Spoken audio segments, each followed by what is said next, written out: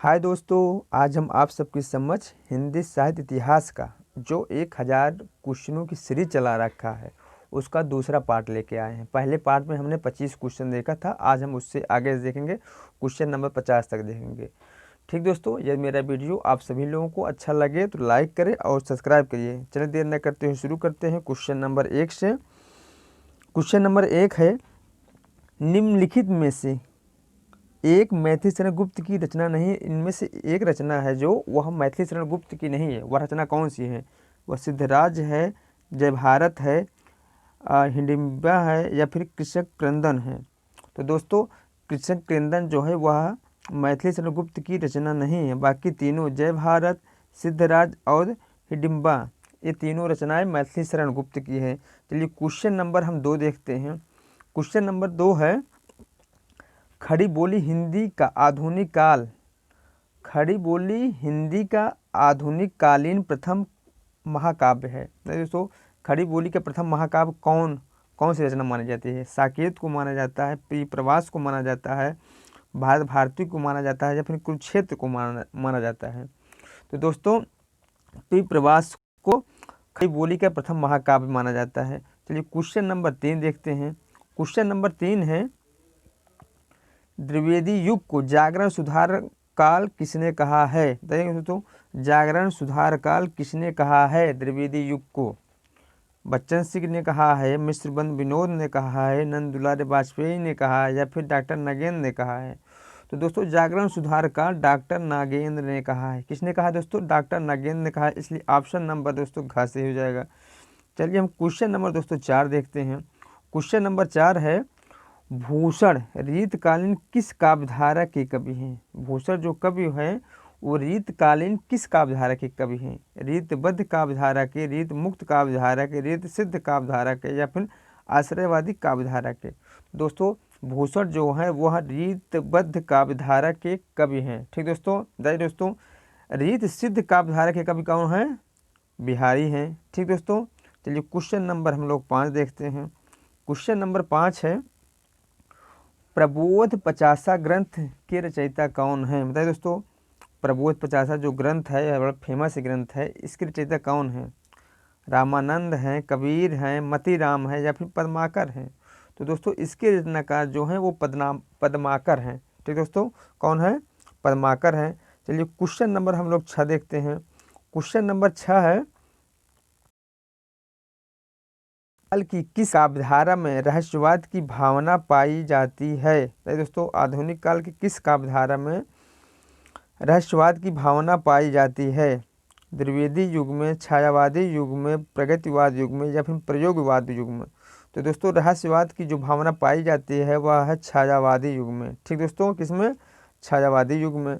चलिए question number हम लोग 7 देखते हैं।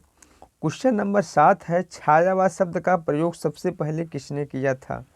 रामविलास शर्मा ने किया था, मुकुटधर पांडे ने किया था, नामवर सिंह ने किया था या फिर जयशंकर प्रसाद ने किया था? तो दोस्तों, छायावाद शब्द का प्रयोग सर्वप्रथम किसने किया था? मुकुटधर पांडे ने किया था। ऑप्शन नंबर बी से हो जाएगा दोस्तों, किसने? मुकुटधर पांडे ने किया था। चलिए क्वेश्चन नंबर 8 देखते हैं। क्वेश्चन नंबर 8 है, छायावाद की पहली रचना मानी जाती है, छायावाद की पहली रचना मानी जाती है कौन सी? पल्लव की, लहर की, कमानी की या फिर झरना को? तो दोस्तों, छायावाद की पहली रचना झरना को माना जाता है। ऑप्शन नंबर दोस्तों क्या सही हो जाएगा? डी सही हो जाएगा, झरना। चलिए क्वेश्चन नंबर 9 देखते हैं। क्वेश्चन नंबर 9 है, सूरदास किस उपन्यास का पात्र है? सूरदास जो पात्र है, एक सूरदास क्या है? ये पात्र है, किस उपन्यास का पात्र है? रंगभूमि का, कर्मभूमि का, गबन का या फिर मानस का, हंस का? तो दोस्तों, जयशंकर प्रसाद की बहुत ही फेमस उपन्यास है रंगभूमि। क्या है दोस्तों? रंगभूमि, जिसका पात्र है सूरदास। ठीक दोस्तों, ऑप्शन नंबर ए सही हो जाएगा। चलिए क्वेश्चन नंबर दोस्तों हम लोग देखते हैं 10।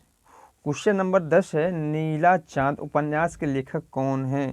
दोस्तों, यह क्वेश्चन बहुत बार पूछा जाता है।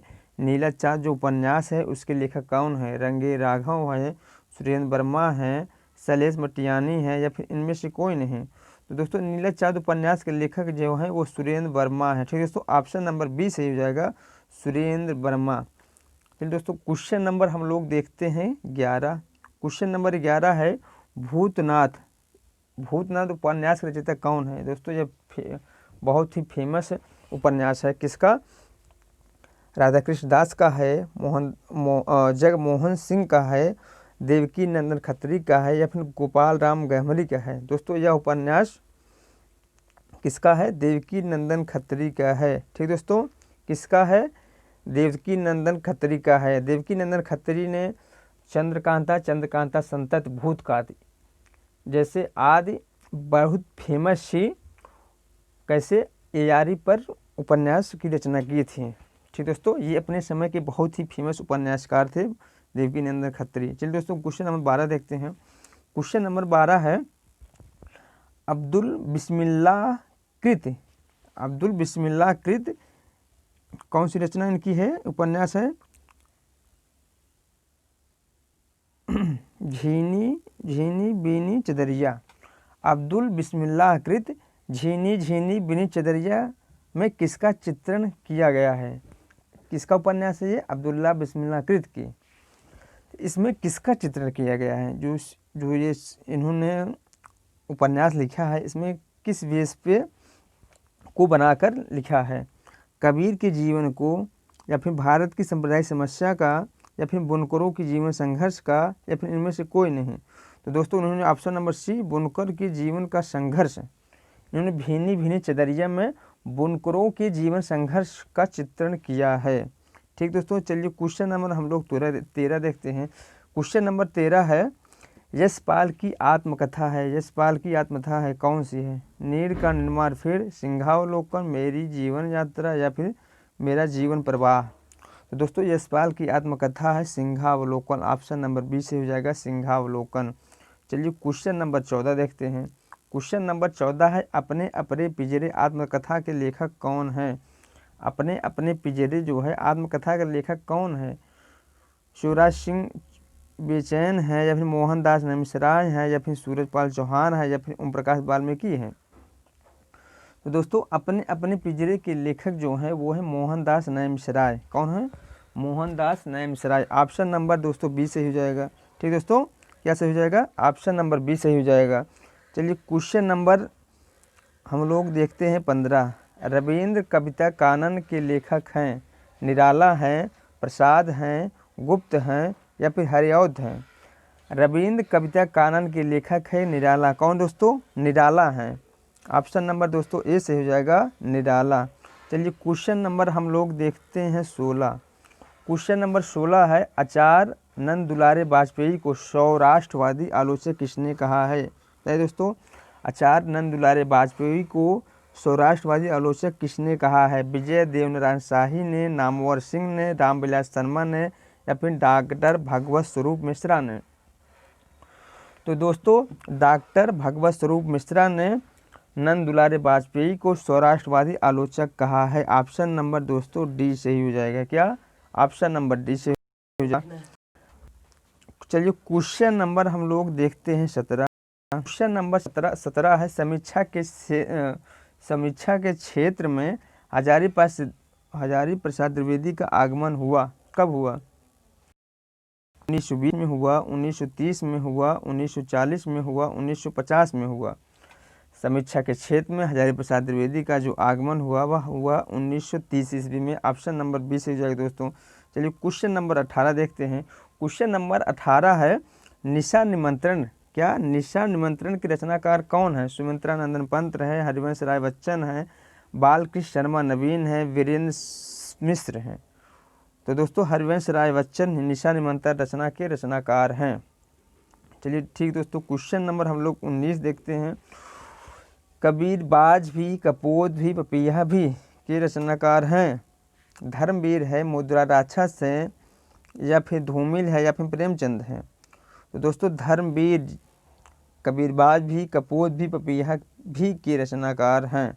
चलिए क्वेश्चन नंबर हम लोग 20 देखते हैं। क्वेश्चन नंबर 20 है बाधो न नाव इस ठाव। क्या? बाधो न नाव इस ठाव के लेखक हैं? उपेंद्र नाथ अस्क हैं, निराला हैं, जयशंकर प्रसाद हैं, मुक्तिबोध हैं? तो दोस्तों बाधो न इस ठाव के लेखक हैं उपेंद्र नाथ अस्क। ठीक दोस्तों, कौन है? उपेंद्र नाथ अस्क। एक कविता और है, बांधो न नाव इस ठाव बंधु। अगर इसमें दोस्तों बंधु लग जाएगा, बंधु, तो वो कविता हो जाएगी किसकी, निराला की। ठीक दोस्तों, किसकी हो जाएगी, निराला की हो जाएगी। चलिए ठीक दोस्तों, क्वेश्चन नंबर हम लोग अब देखते हैं 21। क्वेश्चन नंबर 21 है, राम रक्षा स्तोत्र रचना के लेखक हैं केशव दास, ईश्वर दास, नाभा दास या फिर रामानंद दास। तो दोस्तों राम रक्षा स्तोत्र के लेखक है रामानंद। कौन दोस्तों, रामानंद है। चलिए क्वेश्चन नंबर हम लोग दोस्तों 22 देखते हैं। क्वेश्चन नंबर 22 है, लिखित भाषा में विचारों को कैसे व्यक्त करते हैं, संकेतों द्वारा, बोल कर, लिख कर या फिर सुनकर। तो दोस्तों लिखित भाषा विचारों को हम व्यक्त करते हैं लिख कर। कैसे दोस्तों, लिख कर व्यक्त करते हैं। चलिए क्वेश्चन नंबर हम लोग देखते हैं 23। हिंदी का संबंध किस भाषा परिवार से है। तो दोस्तों ये बहुत फेमस ही क्वेश्चन है, हिंदी का संबंध किस भाषा परिवार से। आप दोस्तों मुझे कमेंट करके बताइएगा किस भाषा परिवार से है हिंदी भाषा का संबंध। ठीक दोस्तों, चलिए क्वेश्चन नंबर हम लोग देखते हैं 24। ठीक दोस्तों, क्वेश्चन नंबर 24 है, पूर्वी हिंदी की बोलियों का विकास हुआ है। पूर्वी हिंदी बोलियों का विकास हुआ है सौरसेनी अपभ्रंश से, आर्ध मागधी अपभ्रंश से, मागधी अपभ्रंश से या फिर पैशासी अपभ्रंश से। तो दोस्तों आर्ध मागधी अपभ्रंश से पूर्वी हिंदी बोलियों का विकास हुआ है। ऑप्शन नंबर दोस्तों 20 से हो जाएगा। चलिए क्वेश्चन नंबर हम लोग आज का लास्ट क्वेश्चन, क्वेश्चन नंबर 25 देखते हैं। क्वेश्चन नंबर 25 है, पूर्वी हिंदी की बोलियों का विकास हुआ है। दोस्तों ये क्वेश्चन रिपीटेड हो गया है। क्वेश्चन नंबर 25 है, इनमें से पश्चिमी हिंदी की बोली कौन सी नहीं है। इनमें से कौन सी बोली पश्चिमी हिंदी की नहीं है, ब्रजभाषा, बाघेली, कन्नौजी या फिर बुंदेली। तो दोस्तों ब्रजभाषा, कन्नौजी और बुंदेली पश्चिमी हिंदी के अंतर्गत आता है, जबकि बाघेली जो है वो किसके अंतर्गत आता है, पूर्वी हिंदी के अंतर्गत आता है। दोस्तों आप मुझे कमेंट करके बताइएगा कि पूर्वी हिंदी के अंतर्गत कौन कौन सी बोली आती है। ठीक दोस्तों, ये वीडियो यहीं समाप्त होता है। क्वेश्चन नंबर 50 तक हो गया है, इसके आगे हम क्वेश्चन नंबर 51 से 75 तक कल कराएंगे। ठीक है दोस्तों, बाय।